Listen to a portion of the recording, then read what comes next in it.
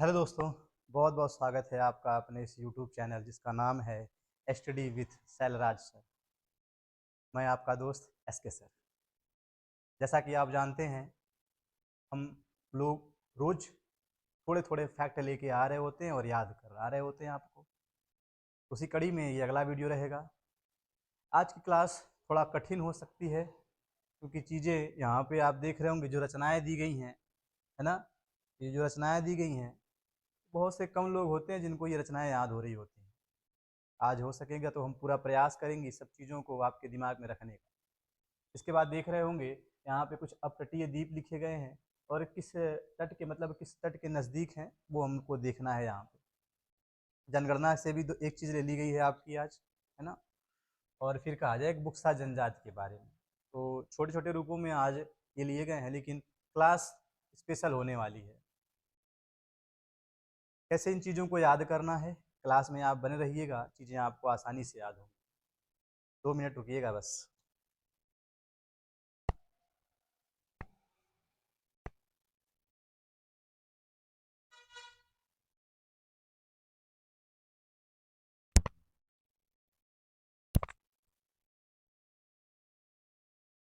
चलिएगा शुरू करते हैं। तो आज जो चीज़ें हैं वो खास हैं, स्पेशल हैं। अगर कहा जाए, बहुत कम लोग होते हैं जो इनको याद कर रहे होते हैं। यहाँ पे आसान भी चीज़ें हैं एक दो, है ना। तो क्लास थोड़ा सा हो सकता हो आपको लगे ये सब देख के कि बोरिंग हो सकती है, लेकिन आप यकीन मानिएगा क्लास बोरिंग नहीं होने वाली है। बहुत स्पेशल क्लास होने वाली है। आपको सारी चीज़ें याद हो जानी है। इनाम आज जो भी आपको थोड़े से लग रहे होंगे काफ़ी टफ हैं, अभी 2 मिनट बाद आप देखेंगे इनसे आपको लगाव हो जाएगा। ठीक, तो आइए शुरू करते हैं।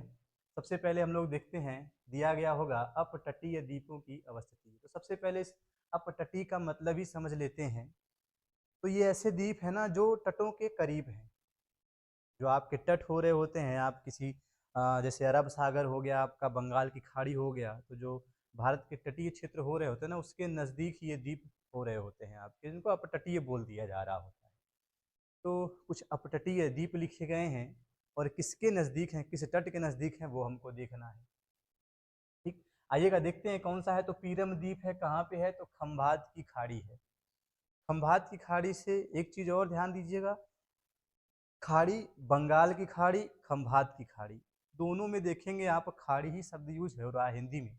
लेकिन अगर देखेंगे इंग्लिश में ना, तो यहाँ पे हम लोग बोल रहे होते हैं गल्फ ऑफ खंभात और वहाँ पे बे ऑफ बंगाल। गल्फ और बे का अंतर आप देख पा रहे होते हैं। होता क्या है, थोड़ा सा आप समझने का प्रयास करिएगा। यहाँ पे हम दिखा दे रहे हैं, ठीक है।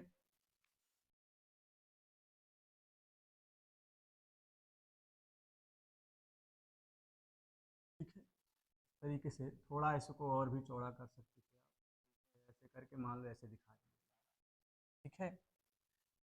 और इस वाले में थोड़ा सा यूं करके बना देते, हो सकता है छोटा दिख रहा होगा। अभी ये मिटा के ना लास्ट में हो सकेगा तो अच्छे से बड़ा सा बना के दिखा देंगे। जो जहाँ पे गल्फ शब्द यूज हो रहा होता है ना, तो वहाँ पे जो देखेंगे ना, तो जलराशियां होती हैं वो सकरे स्थली, मतलब जो स्थली भाग हो रहे होते हैं वो जो हो रहे होते हैं चौड़े हो रहे होते हैं, और जलराशियां जो होती हैं वो सकरी हो रही होती हैं, ठीक है।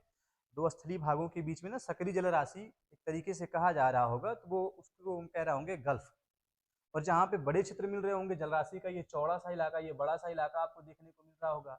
इधर तट हो गया, इधर वाले स्थलीय भाग हो गए, यहाँ पे हो रहा होता था बे, ठीक है। यानी कैसे अगर आपको किसी को समझाना होगा तो कैसे बता रहे होंगे, यानी दो स्थलीय क्षेत्रों के बीच में अगर जलराशि की छोटी मात्रा है, छोटी जलराशि है, ठीक है, सकरा है रास्ता वो किसका, जलराशि वाला, तो वहाँ पे हो रहा होता है गल्फ। और जहाँ पे जलराशि बड़ी हो रही होती है, दो स्थलीय भागों के बीच में कोई जलीय राशि बड़ी मात्रा में दिखाई दे होगी, उनसे घिरी हो रही होती है स्थलीय भागों से, तो उसको हम लोग कह रहे होते हैं बे। बे ऑफ बंगाल और गल्फ ऑफ खंभात। तो पीरम द्वीप है, पीरम द्वीप कहाँ पे है? तो खंभात की खाड़ी पे, खंभात की खाड़ी यहीं पे है, ठीक है। तो खंभात की खाड़ी हो जाता है गल्फ ऑफ खंभात, और खंभात की खाड़ी। पीरम द्वीप कहाँ हो जाएगा जी? खंभात की खाड़ी में। भैंसला द्वीप कहाँ है? तो काठियावाड़ तट है, गुजरात, है ना। काठियावाड़ तट हो जाना है भैंसला द्वीप, ठीक। तो भैंस कहाँ से लाई जा रही होंगी? भैंस, भैंसला द्वीप कहाँ जी? काठियावाड़ तट, है ना, काठियावाड़ तट। दीव, बैदा, नोरा, पिरोटन, करुम भार, ये जो सारी चीज़ें आपको दी गई होंगी ना, ये सारे के सारे अगर द्वीप हैं तो किस तट के पास हैं, किस अपतटीय है, किस कौन से अपतटीय द्वीप हैं जी? तो दीव हो गया, बैदा हो गया, नोरा हो गया, पिरोटन हो गया, करुम भार। इस कहाँ पे? तो कच्छ के तट के नज़दीक ये मिल रहे होते हैं, कच्छ तट। समझिएगा, दीव, बैदा, नोरा, पिरोटन, करुम भार।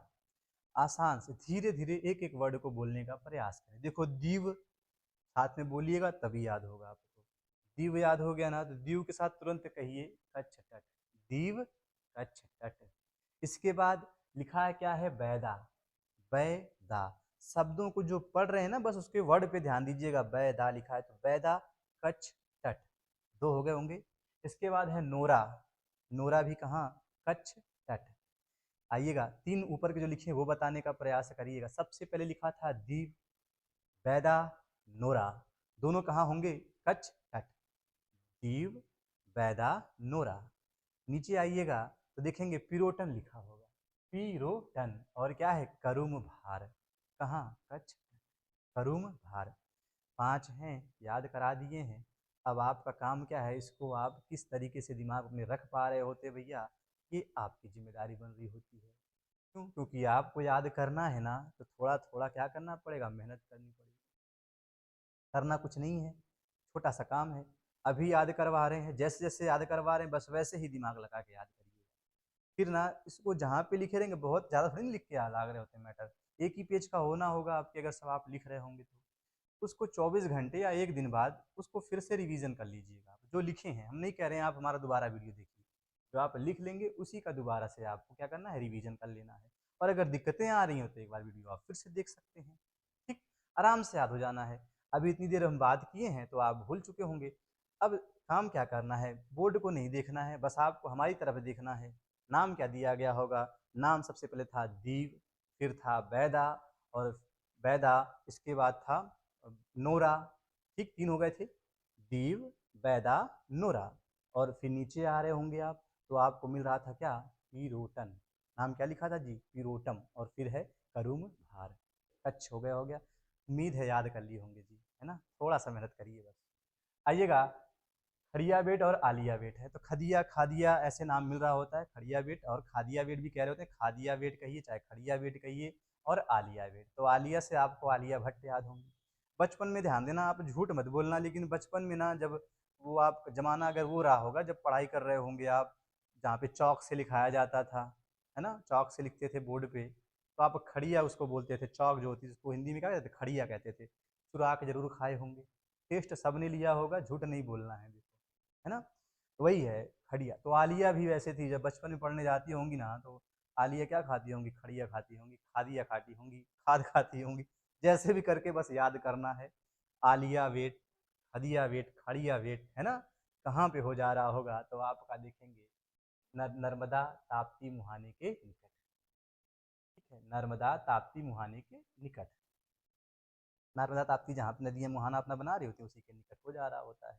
ठीक, इसके बाद महाराष्ट्र के नज़दीक ही है ना? तो दूसरा क्या हो रहा है? अदिया, खड़िया बेट और आलिया बेट याद हो गए होंगे आपके। इसके बाद आइएगा ना, बूचर है, करंजा है, करंजा क्रास एक साथ है जी। करंजा, करंजा क्रास बम्बई के निकट है। नर्मदा ताप्ती मुहाने के निकट हो गया आपका। ये हो गया बूचर, बूचर। ठीक है, बूचर, बूचर, करंजा, करंजा, करंजा क्रास, करंजा क्रास। 3 जो नाम ऊपर 5 दिए गए थे उसको भूलना नहीं है। सबसे पहले दीव, फिर बैदा, दीव, बैदा, नोरा, दीव, बैदा, नोरा, पिरोटन। फिर से ऊपर के नाम बोलिएगा, साथ में बोलिएगा ना, दीव, बैदा, नोरा, पिरोटन। लास्ट में क्या था? करुम भार, करुम, करुम, करुम भार। कहाँ? कच्छ। हादिया बेट और आलिया बेट दोनों कहाँ हैं? महाराष्ट्र के ही नज़दीक कहा जाएगा। तो नर्मदा और ताप्ती के मुहाने पे बताए गए थे। इसके बाद हम लोग देख रहे हैं ना, करंजा क्रास देखे हैं। जो कि बाद में लिखा गया है, करंजा क्रास, उसके पहले करंजा क्रास है। तो करंजा क्रास को हम लोगों ने बाद में लिखा था ना, तो करंजा क्रास से पहले क्या लिखा गया था? बूचर लिखा गया था। क्या लिखा गया था? बूचर लिखा गया था। दिमाग पहुँचा नहीं रहा था, वहाँ तक पहुँचाना पड़ा किसी तरीके से, ठीक है, बूचर, क्योंकि शब्द देखना है ना कि इसके बाद क्या लिखा गया, तो स्कैन करना है पूरा साथ साथ। बूचर, बूचर, बूचर के बगल क्या है? करंजा क्रास, बूचर के बगल में है करंजा क्रास, और दोनों कहाँ? तो बम्बई के निकट हैं, बूचर करंजा क्रास। और एक चीज़ ध्यान दीजिएगा ना, आज इस साइड वाला मिटाने वाले हैं, दिमाग पे जोर ये चीज़ देनी है याद करके, ये तो आसान सा काम है, इसीलिए आज ये रहेगा, लेकिन इस तरफ वाला मिटा के आपसे पूछने वाले हैं, तो पूरे जोश के साथ लगे रहिएगा, चीज़ें आपको याद करनी है, ठीक है। क्या बोले थे अभी हम? बूचर, बूचर के बाद क्या था? करंजा क्रास था।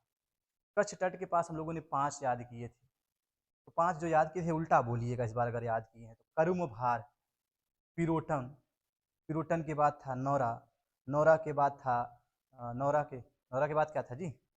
नौरा था, नौरा के बाद बैदा, और बैदा के बाद दीव। ये होता है याद करना, ठीक। न्यूमूर व गंगा सागर, न्यूमूर व गंगा सागर, ये कहाँ पे है? तो बंगाल की खाड़ी में। न्यूमूर व गंगा सागर कहाँ? बंगाल की खाड़ी, बे ऑफ बंगाल, वही जहाँ पर जलराशियाँ चौड़ी हो रही होती हैं, स्थली भागों तो स्थली भागों से घिरी होती हैं, लेकिन जलराशि कैसी होती है? विस्तृत होती है, चौड़ी हो रही होती है। लेकिन जहाँ पे हम गल्फ कह रहे होंगे जी, गल्फ क्या होता है? वहाँ पे जलराशि सकरी हो रही होती है और दो स्थली भागों से जुड़ी हो रही, घिरी होती है। बात समझ गए ना? चलिए, न्यूमूर गंगा सागर बंगाल की खाड़ी हो गया था। नेत्रानी द्वीप कहाँ? कर्नाटक, नेत्रानी द्वीप कहाँ? कर्नाटक। तो कर्नाटक की लोकेशन आपको याद होगी ना, कर्नाटक, केरल, तमिलनाडु, सब पता होगा ना, बस वहीं से महसूस वहाँ तक पहुँचिएगा, ठीक है। आंखें बंद करिए और कर्नाटक चलिए, वहाँ पे आपको दिखाई दे रहा होगा नेत्रानी द्वीप, उसी नेत्र से देखना है जिस नेत्र से हम कर्नाटक पहुँचे, नेत्रानी द्वीप कर्नाटक। उम्मीद है सारी चीज़ें आपको याद करा पा रहे हैं। तो ही 3 नाम तो कठिन कठिन आए थे जी, है ना। कठिन क्या था जी? ये कच्छ कटट वाला जो 5 थे, जहाँ पे लोगों ने देखे थे दीव, बैदा, नोरा, पिरोटन, पिरोटन के बाद था करुम भार। इसके बाद एक बम्बई के निकट जो हम लोग देख रहे थे अपना, तो वहाँ पे आपको बम्बई के निकट देखने को मिल गए थे, जिसमें से पहला जो था बूचर, बूचर, उसके बाद दूसरा लिखा था करंजा क्रास, करंजा क्रास। देखो ये नाम थोड़े अटपटे हैं, इनको आप भूल सकते हैं, इसीलिए बहुत जोर दे के याद करवाना पड़ रहा है। और अगर आप यकीन करिएगा, अगर 24 घंटे के बाद इसको आप रिवीजन नहीं करते हैं तो आप भूल जाएंगे। इसीलिए कह रहे हैं एक बार जो दिमाग में रख लिए हैं 24 घंटे के बाद देखिएगा, फिर उसको 1 2 दिन 3 बार देखिएगा, चीज़ें आपको खुद तरीके से याद हो जाएंगी। इसी तरीके से हमारी क्लास है, टुकड़ों में इसलिए ला रहे होते हैं ना, क्योंकि आपका मन लगा रहे, बोरियत महसूस ना करें आप, ठीक। चलिएगा, आओ इसके बाद आते हैं जनगणना 2011 पर। तो जनगणना 2011 बस आज एक ही पॉइंट लेके आए हैं, वहाँ पे हमने लिखा है कि जनसंख्या, तो जनसंख्या के हिसाब से सबसे ज़्यादा जनसंख्या किसकी थी, फिर किसकी थी, और उसके बाद किसकी। फिर हम देख रहे होंगे न्यूनतम जनसंख्या में, न्यूनतम जनसंख्या में उसी क्रम में लिखा है सबसे कम जो है सिक्किम वाला, उसको लिख दिया गया है, फिर उसके बाद, फिर उसके बाद, इस तरीके से वहाँ पे चले हैं। तो आइएगा शुरू करते हैं सफ़र अपना। जहाँ पे आप देख रहे होंगे सबसे पहले आपको दिखाई दे रहा होगा उत्तर प्रदेश, उत्तर प्रदेश के जस्ट बाद आप देख रहे होंगे महाराष्ट्र को। आइएगा शुरू करते हैं। तो उत्तर प्रदेश की बात करते हैं ना, तो उत्तर प्रदेश यूपी वाले, जो यूपी स्पेशल है तो याद कर लेना जी। तो इसको इसकी जनसंख्या टोटल याद करना ना बेहद आसान है, अगर आंकड़े में भी पूछता है ना तो बेहद आसान है। कैसे कर सकते हैं जी? तो 1998 कह दो, कह दिया ना आपने 1998, और उसके बाद देखो 1 2 3 4 और फिर इसी एक को लगा दो, खत्म। पूरा एग्जैक्ट डाटा दिया गया है 2011 के हिसाब से आपको। तो 1998, 1 2 3 4 और 1, 1 2 3 4 1, आसानी के साथ याद हो गया होगा उत्तर प्रदेश की जनसंख्या कितनी है। तो आइएगा दूसरे पे देखते हैं महाराष्ट्र, सबका नहीं याद करना, बस एक हो गया तो ठीक है, ठीक। महाराष्ट्र है, इसके बाद महाराष्ट्र के बाद क्या है आपका? बिहार है, ठीक। चलिएगा इसको यहाँ से हटाई देते हैं। आओ इसके बाद न्यूनतम जनसंख्या की बात करते हैं। तो ये उत्तर प्रदेश मैप में जाइएगा, उत्तर प्रदेश देख रहे होंगे आप, उत्तर प्रदेश के बाद सीधा बम्बई कोई रहता होगा ना, तो महाराष्ट्र याद कर लेना है, और इसके बाद है भैया बिहार। उत्तर प्रदेश बिहार, देखो दोनों भाई हैं, बीच में बम्बई वाला बैठा है, ठीक है, उत्तर प्रदेश बिहार, इस तरीके से याद कर लेंगे। सिक्किम, मिजोरम, अरुणाचल प्रदेश, ठीक, सिक्किम, मिजोरम, अरुणाचल प्रदेश। तो लोकेशन याद करिएगा इनकी कहाँ पे, सिक्किम आप देखे थे ना इस तरीके से निकला हुआ भाग है अंगूठे जैसा, फिर यहाँ से ऐसे बना देते हैं, अरुणाचल प्रदेश इस तरीके से बनाया होता है ना। चलिएगा, छोड़ना है फिलहाल तो आपको सिक्किम, सिक्किम के बाद मिजोरम, और मिजोरम के बाद अरुणाचल प्रदेश, ठीक। न्यूनतम है, इसीलिए बस एक ही डाटा रखे हैं आज के लिए आप, फिर आगे वाली क्लासों में और भी चीज़ें लेके आ रहे होंगे। आज बस आप ना ये 2 ही पॉइंट याद करिएगा। अगर हम कहेंगे सबसे ज़्यादा जनसंख्या किसकी, तो आप बता रहे होंगे उत्तर प्रदेश की, इसके बाद किसकी है तो महाराष्ट्र की है, फिर किसकी है बिहार की। और अगर न्यूनतम जनसंख्या की बात करते हैं, सबसे कम जनसंख्या पूरे भारत में 2011 में जनगणना हुई थी, तो देखा था सिक्किम की आई थी, की आ रही थी जी, सिक्किम की आ रही थी।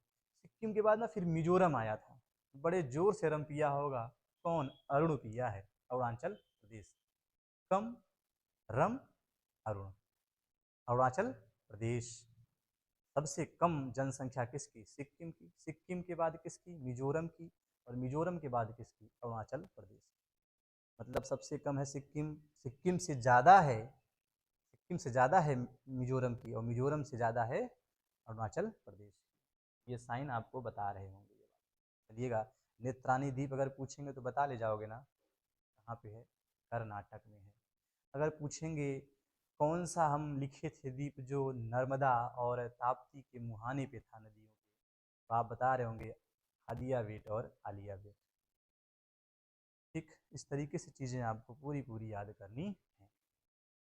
अभी कह देंगे करुम भार, बता दीजिएगा करुम भार कहाँ पे आया था, तो सारी चीज़ें देख पा रहे होंगे। अभी भी आप टाइम है, स्कैन करते रहिएगा, बाद में हम आपसे पूछेंगे कि किस जगह ये आ रहे थे, ठीक है। इसके बाद अब हम लोग बात करते हैं, इधर वाली हो गए होंगे सारे के सारे आप। आइएगा, बुक्सा जनजाति की बात करते हैं। तो आज भी बस एक जनजाति लेके आए हैं, उसके कुछ खास पॉइंट लेके आए हैं। बुक्सा जनजाति जो है ना, अपने आप को क्या कहती है, हम किस वंशज के हैं जी, ये बुक्सा जनजाति वाले तो राजपूत वंश से संबंधित हैं। किस वंश से संबंधित है जी, राजपूत वंश से संबंधित। विवाह कैसा करते हैं ये, अनुलोम और प्रतिलोम विवाह करते हैं। अब अनुलोम विवाह और प्रतिलोम विवाह क्या होता है, क्वेश्चन ये आ रहा होता है सामने। अनुलोम विवाह ये अनुलोम विवाह उस विवाह को कह रहे होते हैं जहाँ पे जो पुरुष होता है वो उच्च जाति का होता है, और जो महिला होती है वो निम्न जाति की होती है, तो कहेंगे अनुलोम विवाह। प्रतिलोम क्या होता है, ठीक इसी का उल्टा, जो महिला होती है वो उच्च जाति की होती है, और जो पुरुष होता है वो निम्न जाति का होता है। फिर से आपका ध्यान आकर्षित करना है उस तरफ, देखिएगा, अनुलोम विवाह मतलब पुरुष उच्च पे है, इसको अनुलोम कह रहे होंगे, पुरुष उच्च जाति का है। प्रतिलोम किसको कह रहे होंगे, जहाँ पे महिला उच्च जाति की होगी। बात समझ गए होंगे, बाकी आगे अपना ऐड कर सकते हैं आप कि अगर पुरुष उच्च जाति का है तो महिला नीची जाति की होगी, अगर वहाँ पे महिला ऊंची जाति की है तो पुरुष जो होगा वो निचली जाति का हो रहा होगा। इस तरीके से चीज़ें आपको याद करनी है। अनुलोम विवाह किसमें ये फेमस है जी, कौन कर रहा होता है इस तरीके से, बुक्सा जनजाति। अगला सवाल आता है ना कि आखिर पाई कहाँ जाती है बुक्सा जनजाति, तो उत्तराखंड और यूपी में आप देख रहे होंगे, उत्तराखंड और यूपी में। उत्तराखंड में आप देख रहे होंगे पौड़ी गढ़वाल है, नैनीताल है, और टिकरी गढ़वाल है, ठीक है, टिहरी गढ़वाल, टिकरी कह रहे हैं हम, टिहरी गढ़वाल, पौड़ी गढ़वाल, उसके बाद है आपका नैनीताल, और उत्तर प्रदेश के कुछ भागों में पाई जाती है कौन सी, बुक्सा जनजाति। उम्मीद है इसको याद कर लिए होंगे, कोई दिक्कत नहीं हुई होगी आपको। आइएगा, अब आज की जो ये लड़ाई है देख रहे होंगे आप, है ना, काफ़ी अच्छे खासे नाम दिखाई दे रहे हैं तकलीफ देने वाले, कैसे याद करें इनको जी। तो आइएगा, सबसे पहले हम लोग देख रहे हैं ना तबकात ए नासिरी, तबकात ए नासिरी, इसको मिनहाज ए सिराज, मिनहाज सिराज ऐसे नाम मिल जाता है, दिक्कत नहीं लेनी है, हमको याद करना है बस। देखो यहाँ पे जो दिया गया है ना, तबकात ए नासिरी तारीख ए, इसके बाद ताजुल, फिर तारीख फुतूह उस, और अच्छा ये तो नहीं है, फुतूह उस है ना, ये सब जो दिए गए हैं ना, इससे भयभीत नहीं होना है, रहने दो, छड्डो, छोड़ देना है, बस कीवर्ड याद करना है।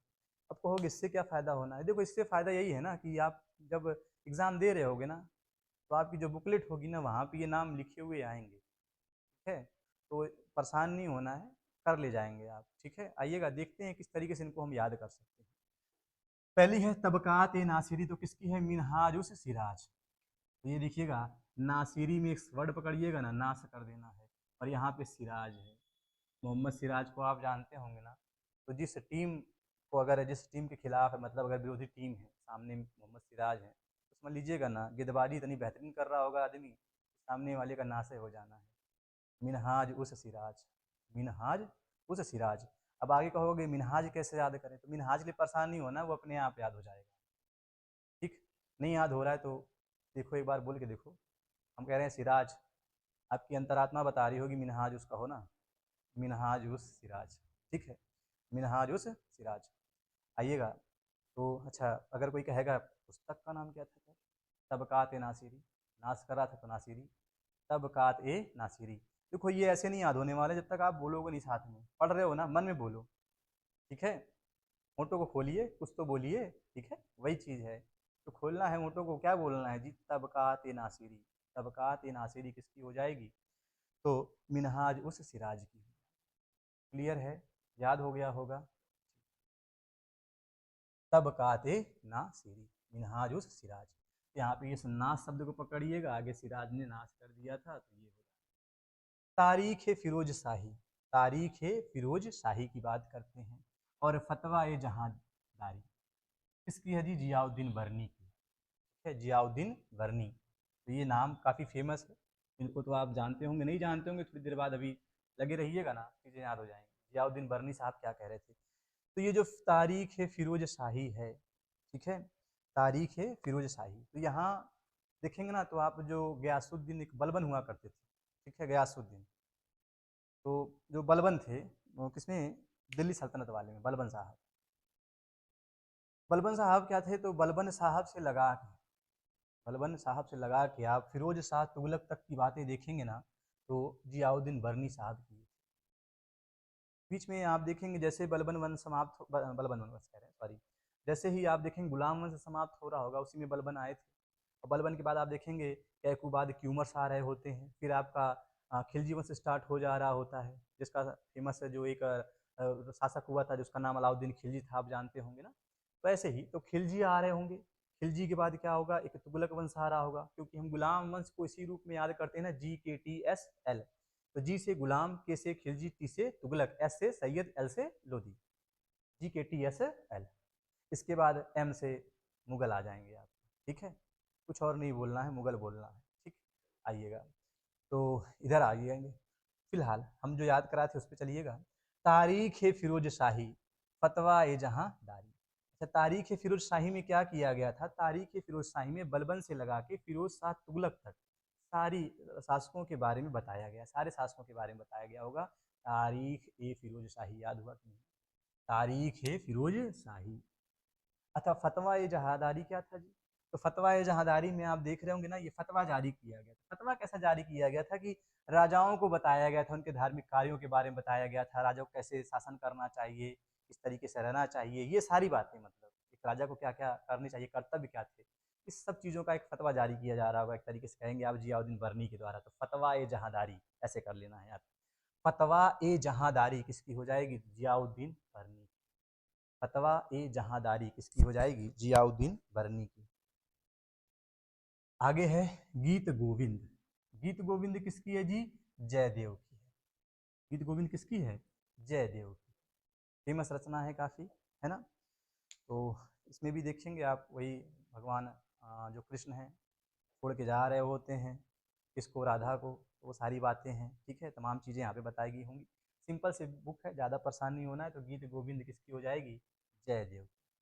तो गीत गोविंद मतलब भगवान कृष्ण की जय जयकार कर रहे होंगे जयदेव साहब, तो ऐसे याद कर लीजिएगा जयदेव। ऐसे पर भी आपको ये सिंपल सा याद ही होगा, गीत गोविंद किसकी? जयदेव। आइएगा, विशल देव रासो नरपति नाल की बात करते हैं, ठीक है। विशल देव रासो क्या है? तो अजमेर के राजा हुआ करते थे, विग्रहराज चतुर्थ, ठीक है, विग्रहराज चतुर्थ, उन्हीं को कहा गया था विशल देव, तृतीय करके। तो विशल देव है, उन्हीं के ऊपर है। तो इनकी जो पत्नी हुआ करती थी, है ना, पत्नी थी राजमती। दोनों का थोड़ा सा जैसे विवाह होता है, विवाह के तुरंत बाद ही झगड़ा हो जा रहा होता है, कुछ कहा जाएगा कि जो रानी है कुछ बोल देती होंगी भाई अपना, होता है ना। पति पत्नी है, झगड़ा तो हो ही जाना है। पति पत्नी थे, कुछ कह दिया, रूठ गए भाई। कौन रूठ गया? तो रूठ जाते हैं ये विशल देव। और रूठ के भाग के उड़ते हुए पहुंच गए कहाँ? उड़ीसा, है ना। बात समझ रहे हैं ना? रूठ गए। तो जब रूठ गए होंगे तो आप जानते होंगे, गाना सुने होंगे ना, रूठ के न जाओ पिया, ऐसे कुछ है ना। वो भी हो गया, ऐसे ही गाना है, ठीक है। तो वही है, बुला रही होंगी राजमाता, अरे कहाँ जा रहे हो रूठ के, तुसी ना आ जाओ। तो तुसी ना आ जाओ कह तो रही, लेकिन तुसी चले जाते हैं भाई साहब। कहाँ चले गए? उड़ीसा पहुँच गए। वहाँ पे रहते हैं। इसके बाद फिर मनाते मनाते हैं धीरे से, है ना। तमाम उनका जो विरह है वो उसमें बताया गया होगा, फिर लौट के आ जाते हैं। वो है पूरी कहानी इसमें दिया गया होगा। पृथ्वीराज सॉरी विशल देव रासों में। विशल देव हैं और कौन है भैया? वो राजमती हैं जो इनकी पत्नी है, उन्हीं के बारे में बताया। किसने बताया है? नरपति नाल ने बताया। नरपति नाल। इनको कौन सी उपाधि दी गई थी? नरपति नाल को इनको कहा गया था कविराज। नरपति नाल को क्या कहा गया है जी? कवि राज कहा गया है। और विशल देव रासो, जो कि खुद अगर कहा जाएगा एक लिखने वाला लेखक राइटर है, अगर कहा जाएगा तो हरिकेली इन्हीं की हुआ करती थी, विग्रह राज करके था, है ना। तो विग्रह राज चतुर्थ इन्हीं को कहा गया है। तो हरिकेली है रचना इनकी, हरिकेली। तो इनको क्या, विशल देव को क्या कहा जाता है? तो इनको कहा गया है कवि बांधव। बांधव, कवि बांधव। याद हो गया होगा आसानी के साथ, उम्मीद करते हैं। विशल देव की जो बातें हैं, जो एक पति पत्नी की जो गुस्से में चले जाते हैं, इन सबको कौन बता रहा होगा? तो नरपति नाल बता रहे होंगे, क्योंकि उनको तकलीफ ज़्यादा हो रही है कि भाई कैसे कोई गुस्सा होके जा सकता है। नरपति नाल है, याद हो रहा है ना? नरपति नाल, याद कर लेना। बीसल देव रासो, नरपति नाल। ताजुल मासिर, हसन निजाम है, ठीक है। तो हुआ क्या, ध्यान से सुनिएगा। हसन निजाम साहब थे ना, तो कुतुबुद्दीन ऐबक का नाम सुने होंगे आप। कुतुबुद्दीन ऐबक कहते हैं ना, एक काम करो यार, तुम इतिहास लिखो, कैसे कोई जानेगा कि क्या हो रहा था इतिहास में, क्या नहीं हो रहा था। कौन कह रहा है? कुतुबुद्दीन ऐबक कह रहे होंगे। वही आपके लाख बख्श, ठीक है, वही आपके पील बख्श, ठीक। हाथियों का दान करने के कारण क्या कहा गया था? पील बख्श कहा गया था। लाखों का ऐसे दान कर दिया गया था, लाख बख्श कहा गया था। कुरान खां की भी बात दी गई थी क्या शायद, है ना। कुरान का सस्वर पाठ कर लेते थे। तो इस तरीके से चीजें थी, है ना। तो यहाँ पे क्या है कि कुतुबुद्दीन ऐबक कहे कि लिखो भाई, ऐसे काहे बैठे हो फालतू में। लिखना शुरू करेंगे। हसन निजामी साहब लिख रहेंगे, है ना। क्या लिखेंगे? हसन निजाम कहाँ से स्टार्ट करते हैं? तो तराइन का प्रथम युद्ध आप देख सुने होंगे। तराइन का प्रथम युद्ध याद भी करवाए हम, 1191 वाला आपको। गौरी, है ना। गोरी से लगा के पूरा चालू करते हैं इतिहास। इसके बाद बीच में ही जब ये लिख ही रहे होते हैं, तब तक कुतुबुद्दीन ऐबक दुनिया छोड़ के चले जा रहे होते हैं, तो इल्तुतमिश तक इतिहास लिख पा रहे होते हैं ये, ठीक है। इल्तुतमिश तक। बात समझ में आई? कौन? हसन निजाम। जाम पीते हुए लिख रहे होंगे, हंसते हुए जाम पी रहे होंगे, और लिख दिए क्या? ताज उल मासीर, ठीक है। जाम पी रहे होंगे तो ताज उल मासीर। ताजमहल देखे हैं ना जी, वही ताज, वही नहीं, मतलब ऐसे याद करवा रहे हैं आपको ताज शब्द से, ताजमहल बस। और कोई रिश्ता ना जोड़ लेना यहाँ पे इनका। ताज उल मासिर किसकी है? हसन निजाम की है। हसन निजाम। तो ताज को देखते हुए लिख रहे होंगे, तो जाम हाथ में है, हंस रहे होंगे, हसन निजाम, याद हो जाएगा आसानी के साथ। चलिएगा। इसके बाद तारीख ए यामनी किसकी है? तो उतबी साहब। तारीख ए यामनी। यहाँ पे जब आप आ रहे होंगे तो गजनवी की बात है, ठीक है। कौन रह रहे होते हैं जी? गजनवी आपको याद होंगे, ठीक है। तो उन्हीं के समय की बातें हैं। तो तारीख ए यामनी में अगर कहा जाएगा तो इतिहासों का वर्णन किया गया होगा। तो वहाँ पे आप देख रहे होंगे कि एक सुबुक्तगीन हुआ करते थे। जब हम लोग गजनी साम्राज्य पढ़ेंगे, वहाँ पे एक आते हैं अलप्तगीन। अलप्तगीन का उत्तराधिकारी था सुबुक्तगीन। तो सुबुक्तगीन के इतिहास का वर्णन और महमूद गजनवी के इतिहास का वर्णन उतबी साहब किए हैं। कहाँ पे भैया? तारीख ए यामनी। तारीख ए यामनी। ये जो तारीख है, ये सब लिखा है ना, इसका मतलब वो मतलब दिनांक एक तरीके से आपको बता रहा है कि पर्टिकुलर इस एरिया से इस एरिया की बातें बताई जा रही होंगी आपको, इस राजा से लेके इस राजा तक की बातें बताई जा रही हैं। तारीख ए यामनी अगर कहा जाए तो सुबुक्तगीन का इतिहास, इसके बाद आपके महमूद गजनवी का इतिहास, सब कौन बताया है? उतबी बताए हैं। तारीख ए मुबारक शाही, याहिया बिन अहमद सरहिंदी। यामनी है, ठीक है। अच्छा, थोड़ा सा नामों पर भी गौर करते चलिएगा। ठीक है, ये तो आराम से याद करा दिए होंगे ना। जियाउद्दीन बर्नी, जियाउद्दीन बर्नी, फिरोज शाही या फतवा जहांदारी, ये सब जियाउद्दीन बर्नी की याद हो गया होगा। यहाँ पे बिसल देव रासो, बिसल देव रासो कौन है भैया? नरपति नाल है। ठीक है। मासीर है ना, ये मांस पकड़ लो, यहाँ पे जाम के साथ मांस भी खा रहा होगा, मीट उट खा रहे होते हैं कुछ लोग जाम के साथ, ऐसे करना है थोड़ा सा। ठीक है, मासीर, मास शब्द, जैसे यहाँ पे हमने नास देखा था तो नास से याद आ रहे होंगे आपको सिराज, वैसे ही बस ऐसे वर्ड याद करना है। यामिनी, ठीक है। मिनी कौन है भैया? उतबी हैं, छोटे से हैं उतबी, नाम भी देख रहे हो, छोटा सा नाम है आ रहा है यातबी, यामिनी, उतबी, सुबुक्तगिन और गजनवी। तारीख मुबारक शाही की बात करते हैं, तो मुबारक शाही, मुबारकबाद दे रहे हैं। मुबारक शाही कौन? याहिया बिन अहमद सरहिंदी। नाम थोड़ा सा लंबा चौड़ा है, लेकिन याद करने का प्रयास करिएगा। क्लास थोड़ा सा ज़्यादा हो जा रही होगी मेरे ख्याल से, लेकिन कोई ना, याद तो कर ही रहे हैं हम लोग ना। चीज़ें काफ़ी कठिन है तो क्या किया जाए, थोड़ा सा बताना ही पड़ेगा। ठीक है। याहिया बिन अहमद सरहिंदी, याहिया बिन अहमद सरहिंदी किसकी है? तो मतलब याहिया बिन अहमद सरहिंदी ने क्या लिखा था? तो लिखे हैं भैया तारीख मुबारक शाही। और किसका इतिहास बताया गया है मुबारक शाही में? तो सैयद वंश का इतिहास बताया गया है। ठीक है, सैयद वंश का, सल्तनत काल का बढ़िया सा अगर इतिहास बताया जा रहा होगा, उसमें सैयद वंश की बात डिटेल में जो बताया है वो है मुबारक शाही। ठीक है, तारीख मुबारक शाही। और एक चीज़ याद करिएगा ना, जो ताज उल मासिर है ना, ये दिल्ली सल्तनत का प्रथम कहा जाए आधिकारिक इतिहास बताता है। मासिर आधिकारिक मतलब इसको प्रमाणित किया गया होगा राजा के द्वारा। ठीक है, ताज उल मासिर हसन निज़ाम की जो है दिल्ली सल्तनत का प्रथम आधिकारिक इतिहास बताने वाला है ये। आइएगा, दिल्ली सल्तनत की बात कर रहे हैं। ठीक, तारीख मुबारक शाही बता दी, सैयद वंश ने फुतूह उस सलातीन। तो यहाँ पे गजनवी से लगा के ना मोहम्मद बिन तुगलक की बातें आप देखेंगे, इसामी। तो फुतूह उस सलातीन है ना, ये सालातीन समझिएगा बस, सालातीन। कितने साले थे? 3 साले, है ना, साला तीन, साले साहब नहीं होते, बस वही है, साला तीन। कब मिले हैं आपसे? शाम में मिले हैं, ईसामी। याद आएगा ना कि साले साहब से कब मिल रहे थे आपसे? शाम में मिल रहे थे, ईसामी। फुतूह उस सलातीन, फुतूह उस सलातीन, फुतूह उस सलातीन कब है? ईसामी। बेहतर तरीके से याद कर पा रहे होंगे। आइएगा मिताक्षरा की बात करते हैं। तो पहले तो याद कर लेते हैं ट्रिक से, नाम किसका आना है, मिताक्षरा को कैसे याद करेंगे। तो मिटा के अक्षर, मिताक्षरा, मिटा के अक्षर कहते थे ना, हम आपको एक विज्ञान बता रहे हैं कैसे अक्षरों को मिटाया जाता है, मिताक्षरा। ये है क्या? विज्ञान है।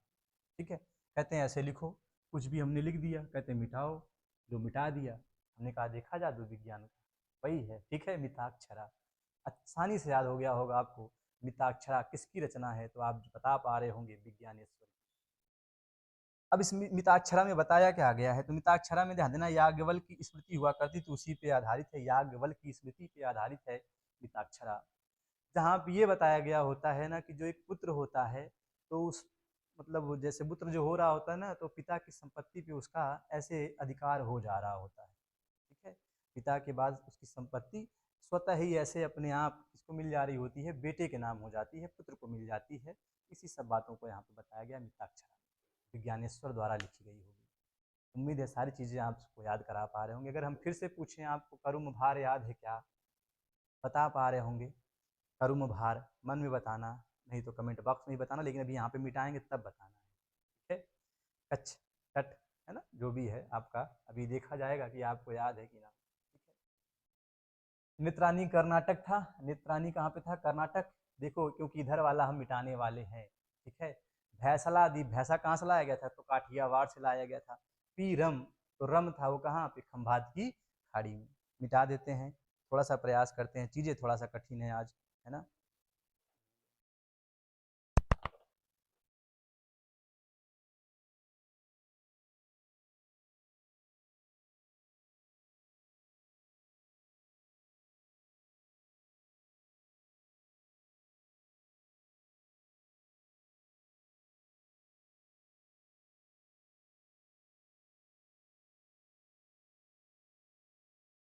चीज़ें पढ़ते रहिएगा, साथ साथ याद करते रहिएगा। आपको याद करना बेहद ज़रूरी है, बात समझ रहे हैं।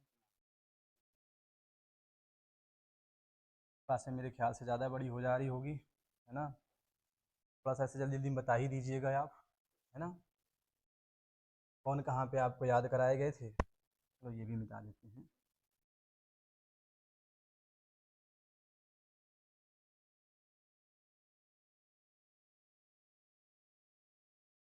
संबंध विवाह ये सब रहने देते हैं, इधर गायब कर देते हैं। यहाँ पे जो राइटर है इनको हटा देते हैं।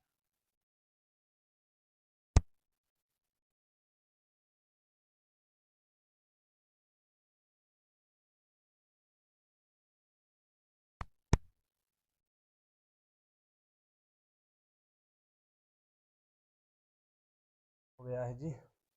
दिमाग दौड़ाने हैं, काफ़ी ज़्यादा कठिन चीज़ें थी, है ना।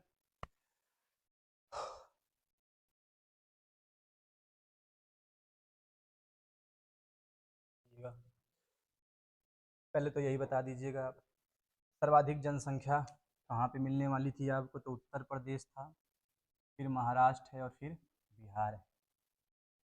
हम बात की खाड़ी में अगर आपसे हम पूछें कौन सा था, तो आप बता रहे होंगे पीरमद्वीप हुआ करता था।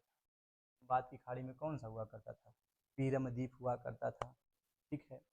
इसके बाद अगर हम कहेंगे तो ये कर्नाटक, कर्नाटक में कौन सा हुआ करता था, कर्नाटक, तो नेत्रानी याद आ रहा होगा आपको, नेत्रानी, ठीक है। बंगाल की खाड़ी में आपको याद आ रहा होगा न्यू मूरदीप और गंगा सागर। कच्छ के तट पे ध्यान देना, हम लोगों ने नाम क्या क्या लिखे थे, तो हम जो स्टार्ट हम लोग देख रहे थे कच्छ के तट पे, तो हम लोगों ने देखा था दीव नाम आया था, फिर बैदा नाम आया था, नोरा नाम आया था, पिरोटन नाम आया था, पिरोटन, है ना, बैदा पिरोटन, और पिरोटन के बाद कौन सा नाम था जी, याद करके बताइए। पिरोटन, पिरोटन के बाद कौन सा नाम आया था, देखते रहो, धीरे धीरे आएगा, है ना। इसके बाद बोलते रहते हैं, देखो आ ही सकता है। करंज मुंबई के निकट की बात करते हैं तो एक हुआ करता था आपका, कौन सा था, तो करंजा क्रास हुआ करता था, कौन सा रहेगा, करंजा क्रास हुआ करता था, और एक था बूचर, ठीक है। नर्मदा तापी के मुहाने पे अगर हमने कहा था, तो नर्मदा तापी के मुहाने पे कौन सा हुआ करता था, तो नर्मदा तापी के मुहाने पे एक था खादिया बेट और एक था आलिया बेट, ठीक है। और इसके बाद हम लोग कहेंगे काठियावाड़, काठियावाड़ में कौन सा था, तो काठियावाड़ में आ रहा होगा आपका भैंसला द्वीप, ठीक है, भैंसला द्वीप वहीं से आया था आपका, ठीक है। तो इस तरीके से चीज़ें हो गई थी आपकी। इसके बाद हम लोग बात करते हैं, तो जनगणना बताई दिए थे, न्यूनतम जनगणना की आप लोग बात करते हैं, तो न्यूनतम जनगणना कहाँ पे आई थी, न्यूनतम जनगणना सबसे न्यूनतम जनसंख्या, न्यूनतम जनगणना कहाँ पे लिखी गई थी, तो वह था आपका सिक्किम, सिक्किम, सिक्किम के बाद बताया गया था आपको मिजोरम, और मिजोरम के बाद अगर आपको बताया गया था, मिजोरम आया था ना, मिजोरम के बाद आया था क्या, अरुणाचल, अरुणाचल प्रदेश, ये हो गया था आपका। इसके बाद आइएगा तो बुक्सा जनजाति की बात करते हैं, ठीक है। बुक्सा जनजाति निवास कहाँ पे हुआ था, तो निवास हुआ था इनका कहा जाएगा ये उत्तराखंड, उत्तराखंड और उत्तर प्रदेश, जहाँ पे नैनीताल मिला था, पौड़ी गढ़वाल मिला था, और एक था आपका टिहरी गढ़वाल करके, टिहरी गढ़वाल, ठीक है। इस तरीके से आपको नाम मिल गए थे, चीज़ें इसी तरीके से आप समझते रहिएगा, ठीक है। आगे हम लोग देखते हैं, आगे क्या है आपका, तो विवाह कैसा करते थे लोग, अनुलोम और विलोम विवाह यहाँ पे हुआ करता था, ठीक है। कैसा विवाह हुआ करता था, अनुलोम और प्रतिलोम, विलोम अनुलोम और प्रतिलोम विवाह। जहाँ पर अनुलोम विवाह कैसा था, तो अनुलोम विवाह हम लोग देख रहे थे, इसके अनुलोम विवाह हम लोगों ने कहाँ पे देखा था, अनुलोम विवाह हम लोग देख रहे थे जहाँ पर जो पुरुष होता था वो उच्च जाति का होता था, और जो महिला होती थी वो किस जाति की होती थी, तो निम्न जाति की हुआ करती थी। बात समझ रहे हैं ना, किस जाति की हुआ करती थी, निम्न जाति की हुआ करती थी। जो महिला हुआ करती थी वो कैसी थी, निम्न जाति की हुआ करती थी। इसके बाद हम लोग क्या देखे थे जी, इसके बाद आपका आ गया था ये संबंध, संबंध की बात करते हैं तो किस वंश से आया करते थे ये लोग, तो राजपूत वंश से आते थे। किस वंश से आते थे, राजपूत वंश से आया करते थे, ठीक। चलिएगा, इसके बाद अगर हम लोग और देख रहे होते हैं आगे, आगे आपका क्या था जी, एक आया था आपका तबकात नासिरी। तबकात नासिरी में बताए थे ना कि नाश हो रहा था, किसका नाश हो रहा था, तो नाश हो रहा था आपका ये इनका नाम क्या था जी, सिराज साहब, ठीक है, सिराज साहब, तो वो हो गया था आपका मिनहाज उस सिराज, ठीक। इसके बाद आप देख रहे होंगे तारीख है फिरोज शाही, तारीख है फिरोज शाही, तारीख है फिरोज शाही में क्या आया था, तारीख है फिरोज शाही ये बता रहा था दिल्ली सल्तनत के इतिहास के बारे में बता रहा था, ठीक है। कि मतलब जो बलबन थे, बलबन से लगा के कहाँ तक का, फिरोज शाह तुगलक तक का इतिहास बताया गया था। ठीक, इसके बाद हम लोग देख रहे थे, इसके बाद क्या आया था आपका, फतवाए जहांदीरी। तो जियाउद्दीन बरनी साहब की वो भी है फतवाए जहां दारी, फतवाए जहांदारी भी उन्हीं की थी। किसकी थी भैया? जियाउद्दीन बरनी की हुआ करती थी। ठीक, इसके बाद आइएगा, आगे हम लोग देख रहे थे आपके,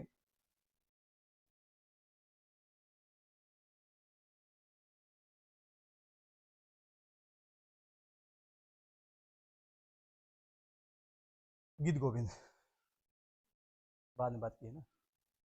हाँ हाँ, उन्हीं गई। ठीक,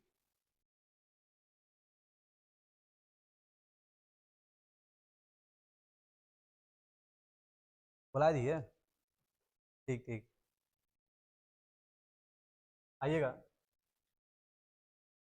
कहाँ पे थे जी?